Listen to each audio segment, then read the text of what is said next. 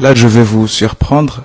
Je suis comorien, mais tout ce qui se passe en Côte d'Ivoire, je le suis H24. Bien sûr, mais, Je suis scotché mais c'est normal, bien évidemment. Non, mais les Comores et la Côte d'Ivoire, géographiquement, c'est à l'ouest. Ouais, ouais, c'est quand même éloigné. Tout à fait.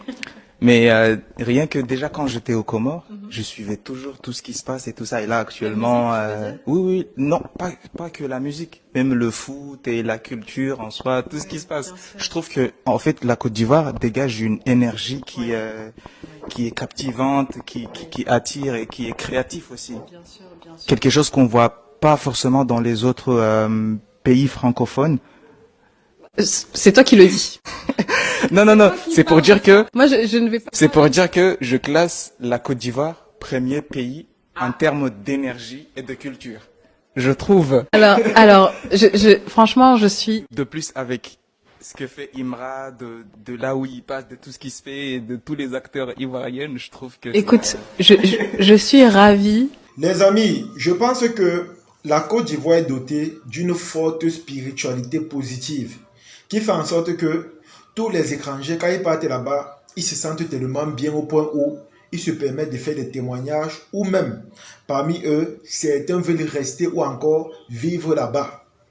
J'ai l'impression que c'est le cas parce que la plupart des témoignages que moi j'écoute des étrangers qui sortent des pays un peu éloignés est toujours similaire. Ça, c'est un constat que j'ai fait. Quand vous écoutez par exemple l'artiste Youssouf a parlé de la Côte d'Ivoire, tu es simplement impressionné. Quand tu écoutes la manière qu'il parle en disant que la Côte d'Ivoire m'a adopté, c'est vrai, je suis parti là-bas pour un premier temps parce que je voulais un peu tester. On m'a tellement bien parlé de ce pays, mais pour finir, j'ai déjà fait 10 ans là-bas parce que pour finir, les Ivoiriens nous ont adoptés, ils nous ont aimés, on s'est fait des amis. Quand vous écoutez ça, vous comprenez que non. En Côte d'Ivoire, il y a une certaine force spirituelle assez positive et attractive autour des étrangers. Et je vous assure, c'est presque le même discours avec tous les artistes. Que ce soit Fally Ipupa, que ce soit Pete Bakati, que ce soit les autres. C'est le même discours. C'est le même discours. Quand ils te parlent de la Côte d'Ivoire, ils te parlent de la Côte d'Ivoire comme étant pas une terre d'opportunité pour eux parce qu'ils ont leurs moyens, mais comme étant une terre qui a une forte spiritualité. Une spiritualité qui fait en sorte que tu veux seulement rester là-bas. Une spiritualité qui fait en sorte que tu préfères la Côte d'Ivoire par rapport à ton propre pays d'origine. Ça, c'est un constat que j'ai fait, les amis. Ça, c'est un constat. Et j'ai eu l'occasion de causer avec certains Ivoiriens qui m'ont fait comprendre que la Côte d'Ivoire a été bâtie dans l'amour, le respect et la loyauté. Il y a un Ivoirien qui m'a dit cela. Il m'a dit que c'est parce que leur premier président, au nom de Félix Houphouët-Boigny, a instauré cela. C'est-à-dire prendre l'étranger comme étant son semblable, comme étant son frère. Et c'est comme ça qu'ils ont grandi avec cette mentalité-là. Ils ont grandi avec cette vision. Et pour finir, c'est devenu leur emblème, l'hospitalité, l'amour et la générosité. Pour eux, c'est devenu comme un symbole. C'est la raison pour laquelle quand vous partez en Côte d'Ivoire, quand vous êtes un étranger, les amis, même si c'est qui vous rencontre, il va vous montrer de l'amour ou encore manifester de l'hospitalité à vos regards. Parce que non, c'est comme ça dans les gènes. C'est comme ça naturellement. C'est la raison pour laquelle quand vous partez en Côte d'Ivoire, vous voyez tellement d'étrangers. Quand vous partez par exemple du côté de Boaké, on dit que cette ville-là a tellement d'étrangers au point où tu as l'impression que ce territoire-là, on les a donnés. Tu as l'impression que ça n'appartient plus aux Ivoiriens. Parce qu'ils sont tellement nombreux là-bas. Et c'est comme ça qu'ils ont fait les enfants là-bas. Ils ont bénéficié de la nationalité ivoirienne, des opportunités autres. Ils ont bénéficié de tout ça. Et cela gratuitement. Parce qu'on les aime énormément. Moi, je pense que pour eux, c'est un atout parce que la plupart des étrangers parlent seulement en bien d'eux.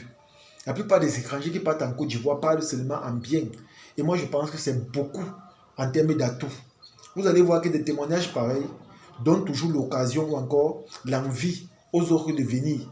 On est toujours curieux, on veut toujours savoir, on veut toujours se déplacer, on veut toujours venir découvrir aussi si ce que les gens disent sur ce pays, c'est la vérité. Parce qu'on attend tellement de témoignages, on attend tellement de choses. Comme ce gars a dit, il dit qu'il a toujours suivi l'actualité ivoirienne, mais la Côte d'Ivoire pour lui est quelque chose d'extraordinaire parce que ça a une certaine force attractive qui fait en sorte qu'il s'attache beaucoup à ce pays.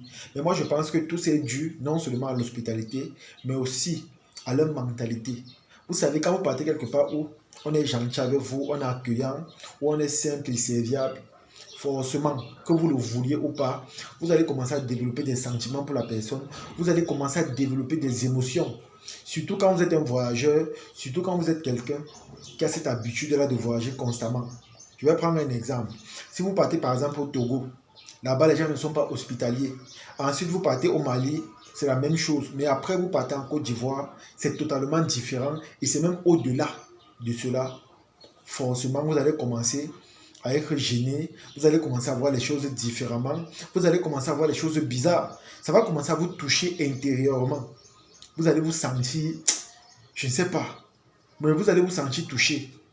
Et je vous dis ça parce que ça, c'est un sentiment que moi, personnellement, j'ai développé lorsque j'ai créé du contenu au début pour la Côte d'Ivoire. J'ai développé ce sentiment parce que moi, je faisais d'abord les vidéos pour mon pays, le Cameroun, mais il n'y avait pas de soutien ou encore de solidarité. Les gens ne m'encourageaient pas, les gens ne m'appelaient pas, les gens ne m'écrivaient même pas pour m'encourager en disant que ce que tu fais là est bien, je t'encourage, c'est monté, c'est descendu. Les gens ne le faisaient pas. Mais dès que j'ai commencé à m'intéresser à la Côte d'Ivoire, c'est devenu tellement différent, les amis. C'est devenu tellement différent. En peu de temps, je gagnais tellement de visibilité, je gagnais tellement de présence, je gagnais tellement d'encouragement. Et c'est comme ça que, pour finir, ça créait de l'émotion, ça créait de l'empathie. Ça faisait en sorte que, quand tu restes comme ça, tu es reconnaissant.